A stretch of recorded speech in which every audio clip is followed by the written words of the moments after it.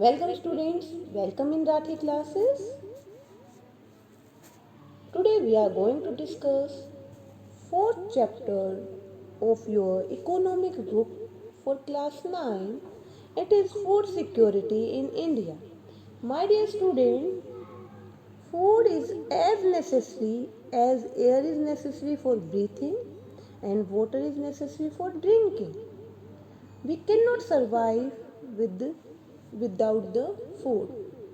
Food is one of the most important component to survive. So now we will discuss about food security. What is food security? है क्या food security? You should understand that food security has three dimensions. Three dimensions which you should know. One is availability of food, second is accessibility of food, and third is affordability of food. Now let us understand all this. Availability of food means production of food within the country and stock in the granary, previous stock भी आप इसको कह सकते हो, plus import. मतलब हमारी सरकार के पास इस साल का कुल उत्पादन, पिछले साल का बचा हुआ उत्पादन और दूसरे देशों से जो भी उसने मंगाया है अनाज, वो टोटल मिलाकर हमारी आवश्यकताओं को कंप्लीट करने के लिए या फुलफिल करने के लिए क्या होना चाहिए, काफ़ी होना चाहिए। तो इसको क्या कहा जाता है? Availability of food. So you can see it is a wide term in this production within the country and food imports and the previous year stock stored in government granary. All these includes. I hope you will understand. Now we will discuss about the accessibility. Accessibility means जैसे कि आप किसी shop पर गए हो और आपने उससे कहा कि मुझे भाई 10 किलो अनाज गेहूँ दे दो, और वो कह रहा है कि नहीं मेरे पास नहीं है। आप दूसरी शॉप पे गए हो, वो भी यही कह रहा है, पूरे मार्केट में आपको कहीं नहीं मिल रहा। तो इसका मतलब क्या है? एक्सेसिबिलिटी नहीं है। विद इन द एक्सेसिबिलिटी का मतलब है with in reach of people. ठीक है ना? हरियाणा पंजाब में बहुत अनाज हो रखा है, गेहूं है, वहाँ पर काफ़ी प्रोडक्शन है, पर जम्मू एंड कश्मीर में वो अवेलेबल नहीं है। वो देश के हर भाग में क्या होना चाहिए? उसकी एक्सेसिबिलिटी होनी चाहिए, उसकी पहुंच होनी चाहिए, लोग वहाँ पर दुकानों पर जाकर उसको आसानी से खरीद सकें। अगर ये नहीं है तो our government is fail to provide accessibility of food to the people. I hope you will understand. And the third point is affordability of food. Now we will discuss about it, beta. Affordability means an individual has enough money to buy sufficient, safe and nutritious food to meet one's dietary needs. मतलब खाना जो है, जो भोजन है, food है, वो nominal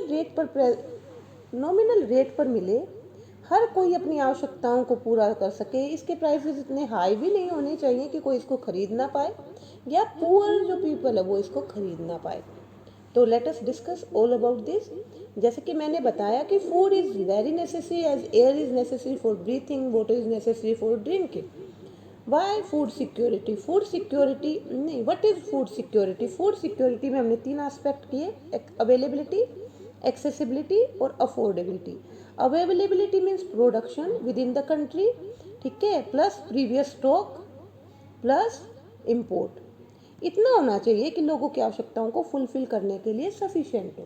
second will discuss about the accessibility. This means food is with in reach of every person, with in reach of every person. And third is affordability, that means enough money to buy sufficient, safe and nutritious food to meet one's dietary needs. Now we will discuss about the next topic, why food security. Why food security? क्यों बेटा हमें food security की ज़रूरत है? So I will tell you, the poorest section of the society might be food insecure most of the times, while person above the poverty line might also be food insecure when the country faces a national disaster calamity like earthquake, drought, flood, tsunami, widespread failure of crop causing famine. Let us understand it. बहुत सारे लोग हैं बेटा जो below poverty line है, वो तो बहुत बार भूखे रहते हैं. They are below poverty line, they are food insecure people. जो अबव पॉवर्टी लाइन है उनमें से भी कुछ लोग, जब कोई क्लैमिटी आ जाती है, कोई क्लैमिटी आ जाती है, लाइक फ्लड है, सुनामी है, ठीक है, उसके बाद कोई और आपकी क्रॉप फेलियर है, तो वो भी क्या हो जाते हैं, वो भी फूड इनसिक्योर, उनका कुछ परसेंटेज आप कह सकते हो, वो भी क्या हो जाते हैं, फूड इनसिक्योर हो जाते हैं. तो भारत जैसे देश में जहाँ पर बहुत सारे लोग बिलो पॉवर्टी लाइन है, जहाँ पर क्लैमिटीज आती रहती हैं, और बहुत सारे लोगों का नंबर जो अबव पॉवर्टी लाइन है, फूड इनसिक्योरिटी में आने के चांसेस होते हैं, तो ऐसे में हमें फूड इनसिक्योरिटी की बात करना एक कॉमन इशू है. Now we will discuss about it. Now try to understand the given phenomena बेटा. कोई भी जब ये पूछ रहा है आपसे, यहाँ पूछा गया है how is food insecurity affected during a calamity. जब कोई क्लैमिटी आती है तो फूड इनसिक्योरिटी कैसे आ जाती है. Late us discuss about it. देख लीजिए, क्लैमिटी आई कोई भी, मान लीजिए कि ये फ्लड है, okay, production will be less. जब भी कोई क्लैमिटी आती है, प्रोडक्शन, आपकी फसलें खराब होंगी, production will be less. And due to less production, आपको पता है किसी चीज़ की जब सप्लाई मार्केट में कम होगी, then the prices will be high. Prices will be high. Due to high prices some people can afford it. कुछ तो इसको अफोर्ड करेंगे, but few people were unable to afford it. कुछ इसको जो पहले अफोर्ड कर पाते थे अब अफोर्ड नहीं कर पाएंगे. That is the reason. क्या है बेटा, उनको खाना नहीं मिलेगा. उसके बाद जब उनको खाना नहीं मिलेगा, फूड इनसिक्योर पीपल हैं, तो वो क्या करेंगे बेटा, उनकी इम्यूनिटी कम हो जाएगी. They have to take unhealthy food, contaminated water, and due to spread of epidemics and starvation. ठीक है, और भुखमरी के कारण क्या हो जाएंगी, लोगों का मरना शुरू हो जाएगा. इसी को क्या कहा जाता है, फेमाइन कहा जाता है. एक बार फिर से सुनिए. जब कोई क्लैमिटी आएगी तो production will be less. Due to less production prices will be high, and due to high prices some people were unable to buy the food, and due to lack of food immunity कम हो जाएगी, unhealthy food उन्हें खाना पड़ेगा, और contaminated water लेना पड़ेगा, जिससे महामारियां फैलेंगी और भूख के कारण लोग मरना शुरू हो जाएंगे. इस कंडीशन को ही क्या कहा जाता है बेटा, फेमाइन कहा जाता है. Now we will discuss about the next. In our country a famine is noted in Bengal in 1943. हमारे यहाँ पर 1943 में बंगाल में बहुत बड़ा फेमाइन आया बेटा. इस फेमाइन में नियर अबाउट 30 लाख लोग क्या थे, प्रोविंस ऑफ बंगाल में क्या मारे गए, 30 lakh. It is a big amount of people. ठीक है, बहुत सारे big number of people, you can see, बहुत ज़्यादा लोग हमारे यहाँ मारे गए. आप ये देख सकते हो, ये टेबल है, production of rice in the province of Bengal दिखा रही है. ये आप देखिए, यहाँ पर देखिए आप, 1938 में जो प्रोडक्शन है वो 85 लाख टन है, और जबकि 1943 में 76 लाख टन हो गया. मतलब प्रोडक्शन क्या हो रहा था, कम हो रहा था.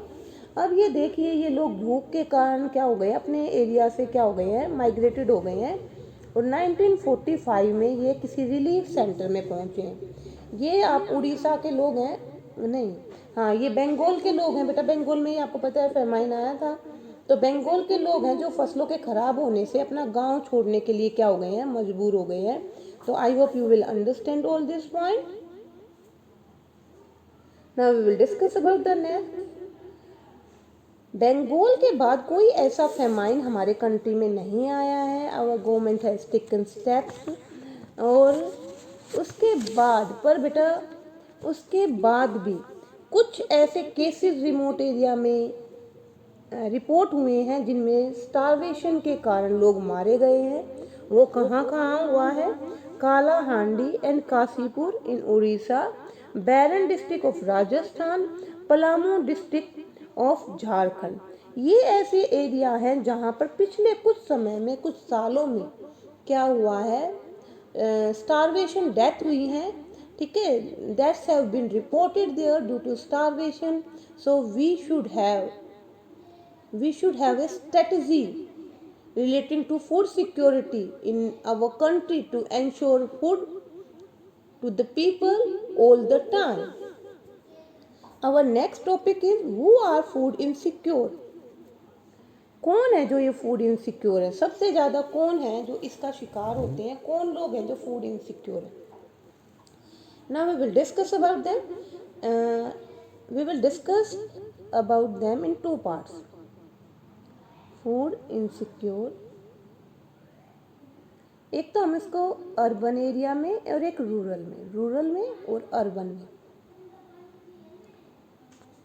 रूरल में बेटा है लैंडलेस लेबरर्स, आर्टिसंस, जो कोई पुराना ऐसा काम कर रहे हैं, कलाकारी वगैरह जो पुराने उस पर लगे हुए हैं। यहाँ पर सेल्फ एम्प्लॉयड पीपल, ठीक है, इल पेड वर्कर्स, उसके बाद beggars and casual labours also.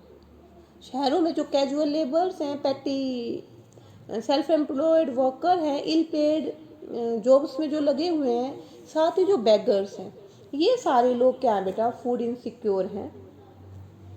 अगर हम सोशल कंपोजिशन की बात करते हैं, if we will discuss about the social composition, तो आपके SC, ST and some part of OBC और ऑल्सो आप कह सकते हो फूड इनसिक्योर पीपल। अगर बात करें मेल फीमेल की, तो women are most of the percentage in food insecure people of women, महिलाओं का है।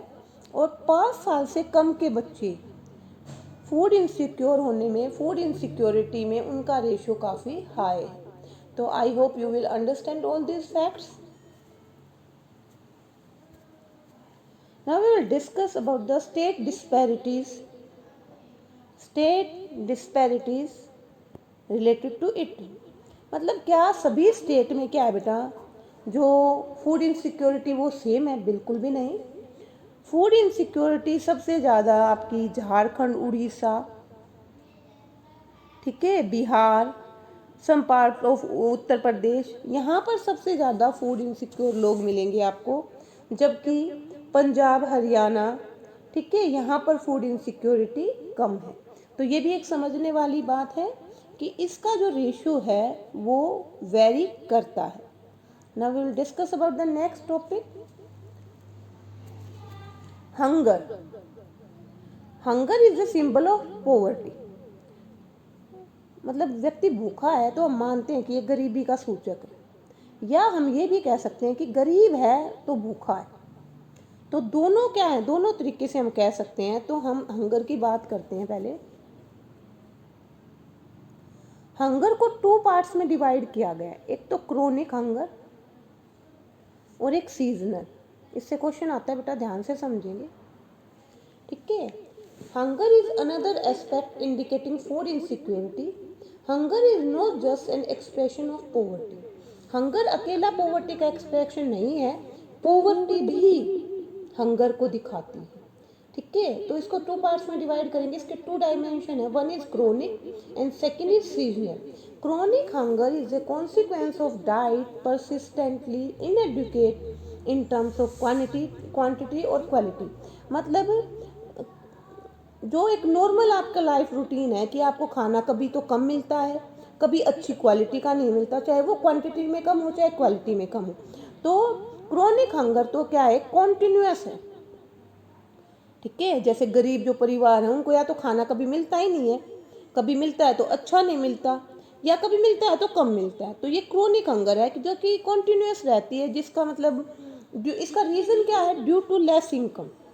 जो व्यक्ति है, जो जिसका परिवार है, उसकी इनकम क्या है, लेस है, और वो अपने परिवार को अच्छा खाना या रेगुलर जो भोजन है जितना देना चाहिए उतना दे नहीं पाता है। अब हम बात करते हैं सीजनल हंगर की। It is related to cycles of food growing and harvesting. Seasonal hunger क्या है बेटा, जैसे कि आपको मैंने बता दिया कि ये सीजनल है। जब फसल उगाई जाती है, हार्वेस्ट की जाती है, तो फार्मर्स के पास काम होता है, वर्क, दैट मीन्स सैलरी या वेजेस। तो इसके बाद क्या होगा, अगर उनकी वेजेस है तो वो अच्छा खाना खाते हैं और अफोर्ड कर सकते हैं। बट जब बेटा उनके पास काम नहीं होता तो ऐसे में क्या होगा, they have to face hunger. This is known as seasonal hunger. तो ये क्या है, सीजनल हंगर कहलाती है। तो आप, I hope you will understand, this is the point to we understand. ये आपको समझने वाली बात थी कि जो हंगर है उसको टू पार्ट्स में डिवाइड किया गया है। One is chronic hunger, second is seasonal. अब हम बात करते हैं बेटा इंडिया की। इंडिया क्या है, इंडिया में 1943 के बाद कोई फेमाइन नहीं आया। 1960s में उसने ग्रीन रेवोल्यूशन को अपना लिया, ग्रीन रेवोल्यूशन को अपना लिया, जिससे हमने अनाज के उत्पादन में, गेहूं और चावल के उत्पादन में सेल्फ सफिशिएंसी प्राप्त की। इसमें सबसे अच्छा जो रोल प्ले करा, अगर हम चावल की बात करें तो उत्तर प्रदेश और मध्य प्रदेश, सॉरी हाँ, अगर हम गेहूं की बात करें तो उत्तर प्रदेश और मध्य प्रदेश ने, और अगर हम राइस की बात करते हैं तो वेस्ट बंगाल और उत्तर प्रदेश ने सबसे अच्छा रोल प्ले किया। पंजाब और हरियाणा में भी एक ही खेत में गेहूं और चावल का उत्पादन 3-3 गुना बढ़ गया। हम क्या हो गए बेटा, सेल्फ सफिशिएंट हो गए, हम सेल्फ रिलायंट हो गए। हम फूड सिक्योरिटी के मामले में क्या है, अपनी आवश्यकताओं को स्वयं ही पूरा कर सकते हैं। There is no need to import food from other countries. Now this is the table shown, this is the graph shown, department of agriculture cooperation and farmers welfare annual report 2017 और 18 है। इसमें आप देख सकते हो कि पहले जो ये प्रोडक्शन इतना था और अब क्या हो गया है, अनाज का इतना हो गया है। पहले 1960, 61, 80 मिलियन टन्स था और नाउ 2017 और 18 में ये नियर अबाउट 275.68 मिलियन टन्स हो गया है। So I hope you will understand. In your NCERT book you can see it. Now we will discuss about the public distribution system and buffer stock. If we want to discuss about the food security, the steps taken by the government, our government has make a system. It has two dimension, it has two main component. One is buffer stock and second is है PDS. Now we will discuss about them one by one. What is buffer stock? Buffer stock क्या है बेटा? Buffer stock is the stock of food grains, mainly wheat and rice, procured by the government through the Food Corporation of India. जो food corporation of India है वो किसानों से wheat और rice के रूप में जो अनाज इकट्ठा कर लेती है उसको क्या कहा जाता है, बफर स्टॉक कहा जाता है। ये किसानों के पास जो सरप्लस अनाज है उसको गवर्नमेंट इकट्ठा कर लेती है। गवर्नमेंट फसल उगाने से पहले ही फसलों का एक मिनिमम स्पॉट प्राइस क्या कर देती है, निर्धारित कर देती है। मिनिमम स्पॉट प्राइस वो प्राइस है, minimum spot price, the minimum spot price is declared by the government every year before sowing the season to provide initiative to the farmers. Farmer को इनिशिएटिव देने के लिए, प्रोमोट करने के लिए या उनको उत्पादन को बढ़ावा देने के लिए ये किया जाता है। The farmers are also a pre announce price for their crops. फार्मर्स को पहले ही बता दिया जाता है कि 1,000 रुपये क्विंटल अगर कोई और नहीं लेगा ना आपके गेहूं को तो हम ले लेंगे। गवर्नमेंट ऐसे ही जो है क्या करती है, मिनिमम स्पॉट प्राइस निर्धारित कर देती है कुछ फसलों के लिए, ठीक है। तो उनकी पैदावार क्या हो जाती है, ज़्यादा बढ़ जाती है, तो सरकार को अनाज प्राप्त करने में कोई मुश्किल नहीं होती। तो जैसा कि आपको पता चला कि सरकार किसानों से ले लेती है और बफर स्टॉक बना लेती है। अब इस बफर स्टॉक का वो क्या करती है, बफर स्टॉक को वो कंज्यूमर्स तक पहुंचाती है। कैसे? कंज्यूमर्स तक जिस प्राइस पर वो पहुंचाती है उसको क्या कहा जाता है बेटा? Issue price. क्या कहा जाता है? Issue price. This also helps resolve the problem of shortage of food during adverse weather condition और during the periods of calamity. जो सरकार है वो अगर कोई कंडीशन ऐसी रही जब भई अनाज का उत्पादन कम हुआ या कोई क्लेमिटी आई तो लोगों को कम रेट पर अनाज उपलब्ध हो सके, एक तो ये काम करती है। और नॉर्मली भी जो हमारी सोसाइटी का वीकर सेक्शन है, जो सोसाइटी का वीकर सेक्शन है उसको क्या है, कम रेट पर अनाज प्रोवाइड हो जाए। ये काम हमारी गवर्नमेंट करती है। सरकार जो प्राइस लेती है उसको, प्राइस जिस पर फूड ग्रेन प्रोवाइड करती है उसको क्या कहा जाता है बेटा? इशू प्राइस कहा जाता है। This is done to distribute food grains in the deficit area and among the poorer strata of the society at a price lower than the market price. तो I hope you will understand. सरकार क्या करती है बेटा? Buffer stock create करती है पहले तो, बफर स्टॉक। फिर उसको सरकार किसानों से क्या लेती है, किसानों को क्या देती है? मिनिमम स्पॉट प्राइस और ग्रेन ले लेती है। ठीक है, अब इसको क्या करती है? इशू कर देती है, इसको इशू करती है इशू प्राइस पर। इशू प्राइस क्या है? मार्केट प्राइस से काफ़ी लोअर होता है। ये इसको पुअरर सेक्शन ऑफ सोसाइटी और कोई क्लेमिटी आ जाए एडवर्स कंडीशन में सरकार इसको जारी करती है। तो ऐसे में क्या है, उन लोगों की आवश्यकताओं को पूरा किया जाएगा। एक तरीके से सरकार इस सिस्टम से लोगों तक अवेलेबिलिटी ऑफ फूड को या फूड सिक्योरिटी को क्या करती है? निर्धारित करती है। Now we will discuss about the PDS. अब हम बात करते हैं पीडीएस की। पीडीएस क्या है बेटा? Public distribution system. सरकार ये जो अनाज है ये पब्लिक डिस्ट्रीब्यूशन सिस्टम के थ्रू देती है। जैसे कि मैंने बताया कि फूड कॉरपोरेशन ऑफ इंडिया क्या करती है? अनाज को ले लेती है। ठीक है, अब उसको क्या किया जाता है? राशन शॉप्स, राशन शॉप्स या फेयर प्राइस शॉप, पूरे देश में फेयर प्राइस शॉप्स ये हैं। नियर अबाउट 5.5 लैक्स हमारे कंट्री में फेयर प्राइस शॉप या राशन शॉप्स हैं। इन पर बेटा एक तो फूड ग्रेन, कैरोसिन और शुगर ये डिस्ट्रीब्यूट किया जाता है। पहले तो बेटा ये सभी को डिस्ट्रीब्यूट किया जाता था, पर अब क्या है, बीपीएल जो लोग बिलो पॉवर्टी लाइन है उनको एक निश्चित अमाउंट में क्या है, कम रेट पर ये प्रोवाइड किया जाता है। जैसे कि मैंने बता दिया जो इशू प्राइस है वो मार्केट प्राइस से काफ़ी कम होता है, तो उस पर लोगों को ये प्रोवाइड करवाया जाता है। I hope you will get the point. Now we will discuss about the next.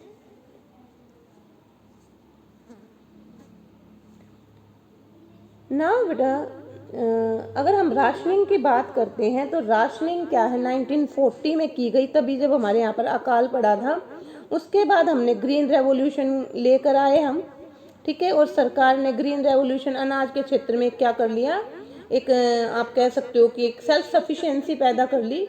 उसके बाद जो एनएसएसओ है उसके द्वारा मिड 90s में, ठीक है, एक प्रोग्राम आया जिसका नाम था पीडीएस, पब्लिक डिस्ट्रीब्यूशन सिस्टम। ये इसको मतलब रेनोवेट किया गया एक तरीके से। फिर उसके बाद बेटा यहाँ बात करते हैं replace by the NSSO in mid 90s।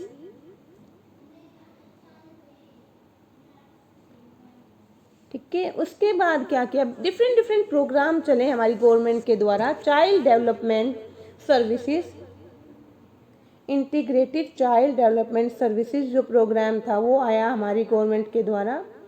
ठीक है, उसके बाद ये 1975 में आया। उसके बाद फूड फॉर वर्क, मतलब अगर आपके पास पैसे नहीं है तो खाना दे सकते हो आप काम के बदले। फूड फॉर वर्क प्रोग्राम आया 1977 to 78 में। ठीक है, मतलब अनाज दिया जाता था जिसमें काम के बदले किसानों को। ठीक है, तो इस प्रकार से सरकार और भी प्रोग्राम जारी कर रही है जिससे क्या हो, लोग फूड इनसिक्योर ना रहे। ठीक है ना, खाने के मामले में सरकार ने, हमने पिछले चैप्टर में पढ़ा है कि पॉवर्टी एलिवेशन प्रोग्राम्स चला रखे हैं बहुत सारे। उसके साथ ही सरकार ने पीडीएस को मजबूत किया है। मिड डे मील प्रोवाइड किया जाता है स्कूलों में। ये सारे प्रोग्राम्स क्या हैं बेटा, कहीं ना कहीं फूड सिक्योरिटी को क्या कर रहे हैं, पक्का कर रहे हैं और फूड इनसिक्योरिटी को ख़त्म करने की कोशिश कर रहे हैं, क्योंकि जो पुअर लोग हैं उनकी। Now we will discuss about the some important features of PDS. जैसे कि मैंने बताया कि हम पीडीएस सिस्टम से काम कर रहे हैं, तो पीडीएस में क्या क्या चेंजेस हुए, क्या सिस्टम एट करंट चल रहा है, तो उसकी हम बात कर लेते हैं। सबसे पहले बात करते हैं बेटा पीडीएस। जो पीडीएस है वो 1992 में इंट्रोड्यूस किया गया एक तरीके से, और इसकी एक्सेस सभी तक थी, ये यूनिवर्सल था, सभी लोगों को ये वीट और राइस सस्ते रेट पर प्रोवाइड कर पाता था। वीट था 2.34 रुपीज़ पर केजी एंड राइस था 2.89 रुपीज़ पर केजी। तो इस प्रकार से ये सिस्टम लॉन्च किया गया। फिर रीवैम्प्ड, ठीक है ना, फिर उसके बाद आया रीवैम्प्ड पब्लिक डिस्ट्रीब्यूशन सिस्टम। इसको भी मतलब ये तो था 1992 तक, अप टू 1992 था ये आया 1992 में।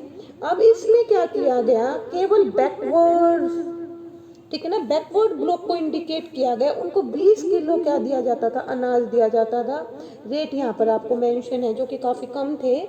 वीट का 2.80 एंड राइस का 3.77 रुपीज़ पर केजी। तो उसके बाद था, पहले मैंने बताया कि 1992 तक आपका पीडीएस था। फिर उसके बाद 1992 के बाद आया 1992 में रिवैम्प्ड पीडीएस, जिसने केवल बैकवर्ड क्लासेस को टारगेट किया। उसके बाद आया बेटा targeted PDS, public distribution system, 1997 में आया। इसने पहली बार पुअर और नॉन पुअर दोनों को शामिल किया। इसने बिलो पॉवर्टी लाइन को भी शामिल किया और अबव पॉवर्टी लाइन को भी शामिल किया।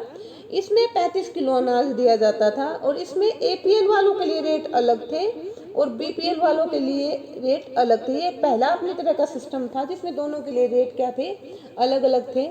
उसके बाद आया बेटा अंत्योदय अन्न योजना आई, AAY करके शो किया जाता है। अंत्योदय अन्न योजना 2002 में आई। अंत्योदय अन्न योजना क्या है, पुअरेस्ट ऑफ द पुअर, जो सबसे गरीब थे, गरीबों में भी सबसे गरीब थे, उन तकरीबन 1 करोड़ लोगों को टारगेट करके चली। इसमें भी 35 किलो अनाज दिया जाता था। वीट का 2 रुपये किलो और राइस का 3 रुपये किलो रेट था। फिर आया बेटा उसके बाद अन्नपूर्णा योजना। अन्नपूर्णा योजना सीनियर सिटीजन को फ्री 10 किलो अनाज हर महीने प्रोवाइड करती थी। उसके बाद जो अभी प्रेजेंट में चल रहा है, ठीक है, national food security act 2013। This act provide for food and nutrition security life at affordable prices and enables people to live a life with dignity। इसके जो अंडर है 75% तो रूरल, ठीक है, और नियर अबाउट 50% अर्बन लोगों को इंडिकेट किया गया, उसको इसमें शामिल किया गया है। They have been categorised as eligible household for food security. तो उनके लिए ये सिस्टम है। तो एक समझने की बात है, I hope you will understand. आगे देखते हैं। तो इस प्रकार से आप देखते हो कि बेटा ये सिस्टम पहले क्या था, पीडीएस आया, ठीक है, 1992 तक काम किया। फिर आया रिवैम्प पीडीएस, फिर 1997 में आपका आया टारगेटेड पीडीएस, फिर आया अन्नपूर्णा योजना, सॉरी अंत्योदय अन्न योजना आई 2002 में, और 2000 में आई थी अन्नपूर्णा योजना सीनियर सिटीजन के लिए। 2013 में आपका the national food security act 2013। I hope you will got all the points. Now we will discuss about the next. The PDS has improved to be the most effective instrument of government policy over the years in stabilizing prices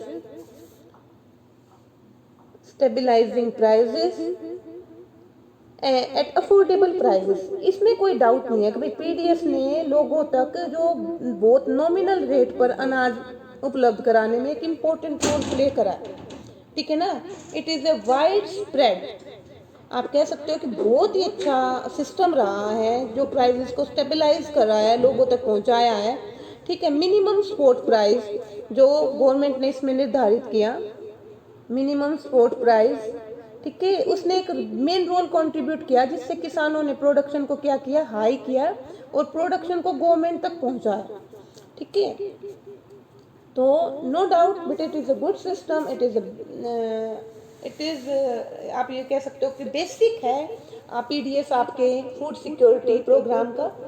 अब उसकी बात करते हैं कि इस system में भी कुछ कमियां रही, इसको क्रिटिसाइज किया गया, क्यों क्रिटिसाइज किया गया, लेट अस सी।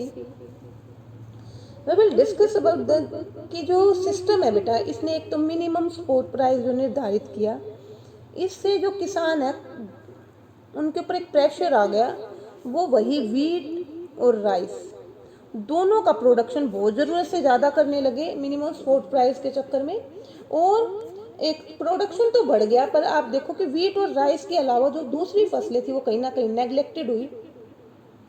वीट और राइस के प्रोडक्शन में बहुत ज़्यादा पानी की ज़रूरत है, तो अंडरग्राउंड वाटर का लेवल क्या हो गया, कम हो गया। और ये क्या है, एनवायरमेंट के लिए एक खतरा है, एक सीरियस थ्रेट है, क्योंकि पानी नीचे कम होते जाना क्या है, एक सीरियस थ्रेट है।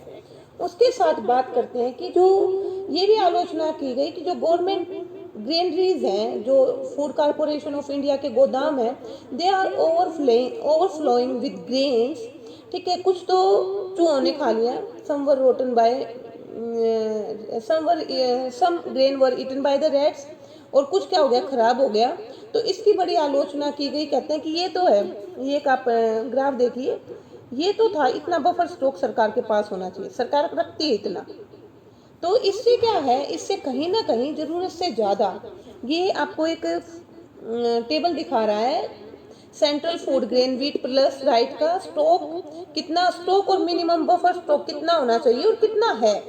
ठीक है, कब का डाटा है ये, लेट अस सी। ठीक है, ये आपका दे रखा है 2013 का बफर स्टॉक, तो ये है बेटा रेड ये वाला, और ऊपर वाली लाइन एक्चुअल स्टॉक की, जो जरूरत से ज़्यादा है। तो कहता है कि the situation improve with the distribution of food grain under different scheme launch by the government. इसको सुधारा जा सकता है अगर सरकार जो ये अनाज भरा हुआ है गोदामों में, इसको जो पुअर ऑफ द पुअर की बजाय सबको प्रोवाइड करे थोड़े नॉमिनल प्राइसेस पे। ठीक है, तो इसकी हाई कैरिंग कॉस्ट, जब इसका इतना अनाज जरूरत से ज़्यादा अनाज रखा जा रहा है तो हाई कैरिंग कॉस्ट है, खर्चा ज़्यादा है भाई गोदामों का। उसके बाद क्या है, ग्रेन की क्वालिटी भी खराब होती है क्योंकि इतने को मेंटेनेंस नहीं है। Freezing of MSP for a few years should be considered seriously. कुछ सालों से जो मिनिमम सपोर्ट प्राइस है सरकार ने वो भी फ्रीज कर दिया है, उसमें भी कोई चेंज नहीं हो रहे, जिससे किसानों को बड़ा धक्का लगा है। तो ये कहीं ना कहीं इसके लूप होल्स हैं बेटा। सरकार को जितना बफर स्टॉक चाहिए उतना ही मेंटेन करके रखना चाहिए, नहीं तो क्या होगा, उससे सरकार का खर्चा क्या हो जाएगा, बढ़ जाएगा। और अगर सरकार के पास ज़्यादा है तो सरकार को उसको डिस्ट्रीब्यूट करने का एक सिस्टम बनाना चाहिए। अब हम बात करते हैं पीडीएस की कमियों की। ये तो था कि फूड कॉरपोरेशन ऑफ इंडिया जो ज़रूरत से ज़्यादा अनाज इकट्ठा हो गया है, उसकी ड्रॉबैक्स थी। अब मैं कुछ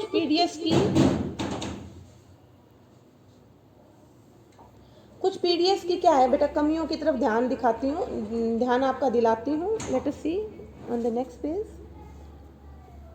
we will discuss about it, we will discuss.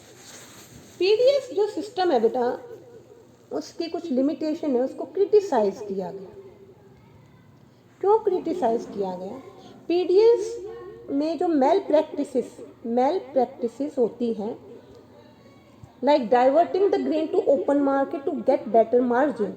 जो मतलब जो पीडीएस शॉप्स जो चला रहे हैं, राशन शॉप्स चला रहे हैं बेटा, वो जो है अनाज को मार्केट में भेज देते हैं ताकि उनको बेटर, उनको क्या मिले, प्राइजेस मिले। इरेगुलर ओपनिंग, बार बार उसको मतलब जब अनाज खरीदने के लिए व्यक्ति जाते हैं तो वो बंद मिलती है, तो इरेगुलर ओपनिंग अपनी मर्जी से खोलते हैं। ठीक है, जो quality of stock is not good, जो सामान है वो लो क्वालिटी का है। जैसे कि मैंने बताया कि सरकार के बफर स्टॉक भी जरूरत से ज़्यादा भरे हुए हैं, तो उनकी प्रॉपर मेंटेनेंस ना होने की वजह से या क्या किया जाता है, अच्छा अनाज तो मार्केट में बेच दिया जाता है और लो क्वालिटी का लोगों के लिए प्रोवाइड किया जाता है।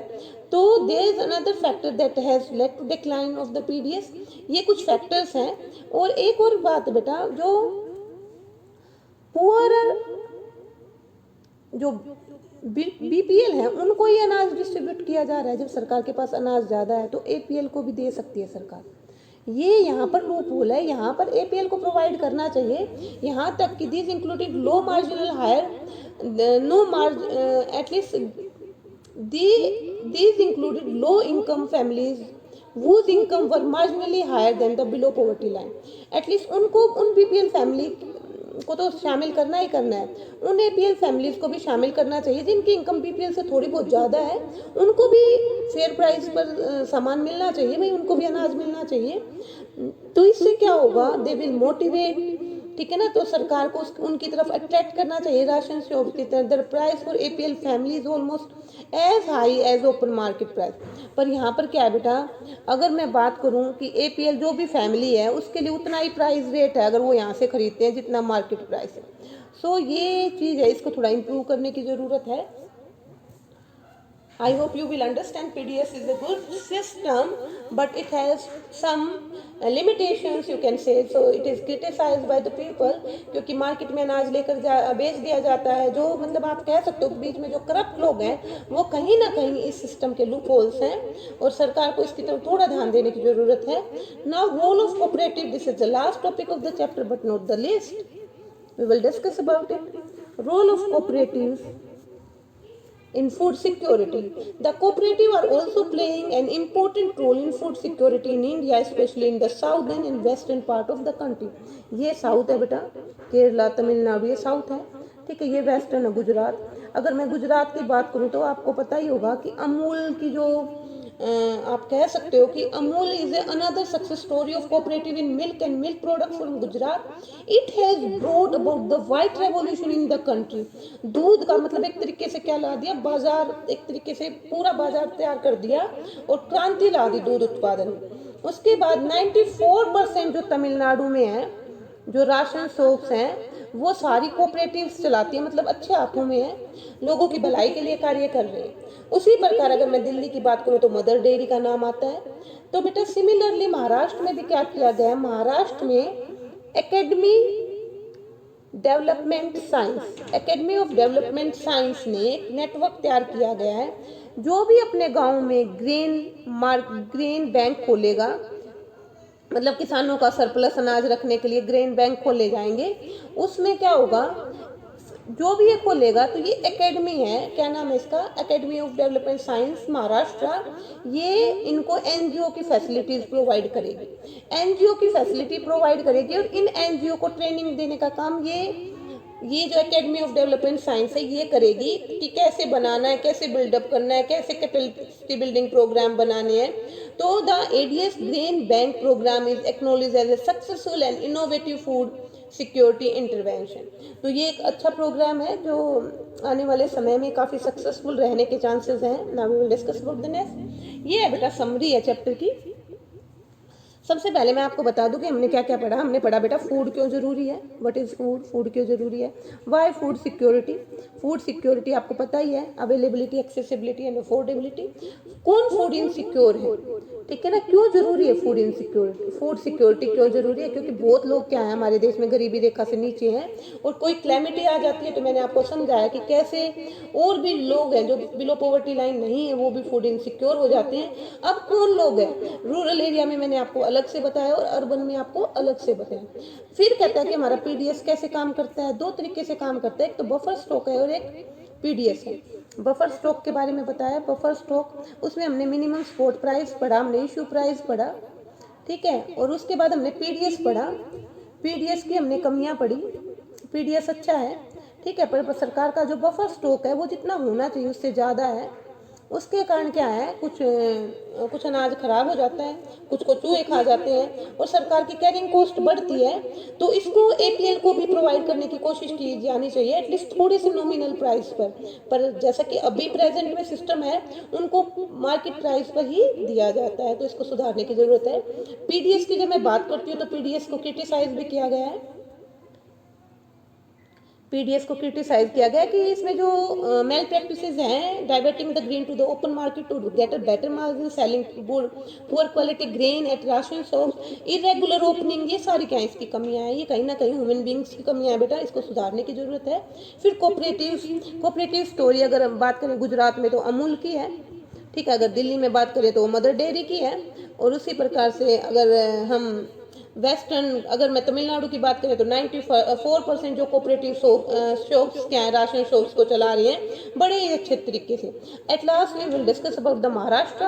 ADS academy of development science ने एक इनोवेटिव प्रोग्राम बनाया है कि जो भी ग्रामीण ग्रेन बैंक खोलेगा, जिस भी गांव में ग्रेन बैंक खोले जाएगा, उसको एनएसएस एनजीओ की फैसिलिटी प्रोवाइड की जाएगी एडीएस के द्वारा। एडीएस इन एनजीओ को ट्रेन करता है how to build up capacity. तो the ADS grain bank program is acknowledged as a successful and innovative food security intervention in the coming year। तो ये सारी एक बात थी जो समझने की थी। आई hope you will gain all the points. Now at last we will discuss, my dear students, at least watch this video again and again until you don't understand the topic, because learning is very important, my dear students. And at last I would like to say, subscribe my channel. If you have any query, subscribe my channel for next updates. If you have any query, you can comment on the comment box, and thanks for watching.